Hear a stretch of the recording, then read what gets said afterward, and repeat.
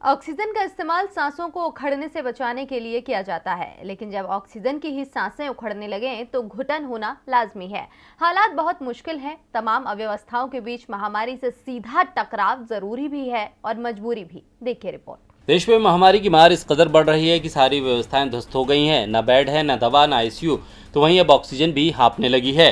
जिस दिल्ली में लोग देश के अलग अलग हिस्सों से इलाज करवाने के लिए आते हैं, वहां आज लोग खुद इलाज के लिए तड़प रहे हैं। महामारी के प्रकोप से जूझ रही दिल्ली में इस वक्त सबसे बड़ा संकट ऑक्सीजन का है। दिल्ली के कई अस्पतालों में ऑक्सीजन या तो खत्म होने के कगार पर है या फिर कुछ घंटों का स्टॉक बचा है। दिल्ली जैसे ही हाल लखनऊ के भी हैं, जहां लोगों को घंटों ऑक्सीजन के लिए इंतजार करना पड़ रहा है। दिल्ली के हालात इस वक्त ऐसे हो गए हैं कि मैक्स अस्पताल को ऑक्सीजन सप्लाई की मांग करने के लिए हाईकोर्ट का रुख करना पड़ा। इसके बाद अदालत ने केंद्र सरकार को कड़ी फटकार लगाते हुए ऑक्सीजन सप्लाई के निर्देश दिए। दिल्ली के अलग अलग इलाकों में ऑक्सीजन की किल्लत है। गुरुवार रात एक तस्वीर सामने आई जहां शादरा की एक गैस एजेंसी के बाहर लोगों की लंबी कतार लगी। यहाँ लोग कई घंटों से ऑक्सीजन सिलेंडर भरवाने के लिए खड़े हैं। दिल्ली के माता चानन देवी अस्पताल में गुरुवार सुबह ऑक्सीजन खत्म हो गई। वहाँ करीब 200 से ज़्यादा मरीज ऐसे हैं जिन्हें ऑक्सीजन की ज़रूरत है। अस्पताल की ओर से लगातार ऑक्सीजन सप्लाई करने वाली कंपनी के साथ संपर्क साधा गया। राजधानी में पहले ही Max, Fortis, Apollo, Sir Gangaram जैसे कई अस्पतालों में ऑक्सीजन की शॉर्टेज चल रही है। इस बीच दिल्ली में आने वाली सप्लाई पर भी इसका खासा असर देखने को मिल रहा है।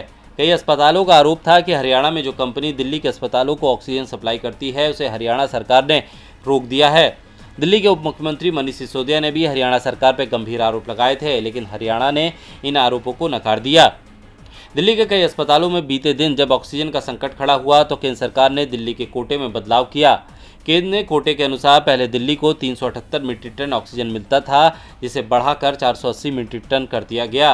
दिल्ली के मुख्यमंत्री अरविंद केजरीवाल ने इसके लिए केंद्र का आभार भी जताया। देश की राजधानी दिल्ली की तरह लखनऊ में भी ऑक्सीजन का संकट देखने को मिल रहा है।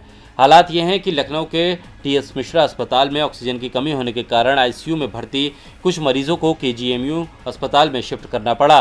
करीब 13 मरीज ऐसे थे जिन्हें शिफ्ट किया गया। लखनऊ के ही मायो अस्पताल में बुधवार को ऑक्सीजन की किल्लत की वजह से हड़कंप मच गया। यहाँ करीब 120 मरीज भर्ती थे। अस्पताल को 400 ऑक्सीजन सिलेंडर की दरकार थी।